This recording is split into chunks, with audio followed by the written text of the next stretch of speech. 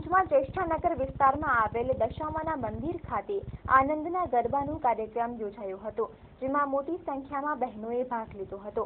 માતાજીના આનંદના ગરબાઓ યોજાય છે ત્યારે તેમાં ભાગ લેનાર બહેનો ગરબા ગાય છે, કીર્તન કરે છે, માતાજીની આરતી કરે છે અને આનંદ કરે છે, તેથી તેને આનંદના ગરબા તરીકે ઓળખવામાં આવે છે। દશામાના મંદિર ખાતે યોજાયેલા આનંદના ગરબા પ્રસંગે મહિલાઓએ માતાજીની ગરબા અને ધૂનની રમઝટ બોલાવી હતી અને આનંદ કર્યો હતો। આ પ્રસંગે માતાજીના આનંદના ગરબામાં ભાગ લેનાર મહિલાઓએ સંચળ ન્યૂઝ સાથે વાત કરી હતી।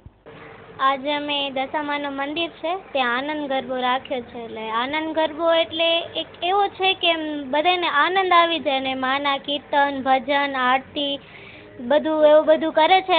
છેલ્લે આરતી કરીને થોડી વાર બધી બહેનો રાસ લે છે ને બહુ જ મજા આવે છે ને ઘણી જગ્યાએ એવું થયું છે, પણ અહીંયા દશામાના મંદિરમાં અમે પહેલી વાર કરાવ્યો છે। અમે એકવાર ગયા હતા તો અમને બહુ મજા આવી, એટલે અમે પણ અહીંયા રખાવ્યો છે ને ઘણી બધી સંખ્યા આવે છે અહીંયા આનંદ ગરબામાં, તો અમે પણ આજે દશામાના મંદિરમાં આનંદ ગરબો રખાવ્યો છે ને બધી બહેનો લાભ લેવા પણ આવ્યા છે।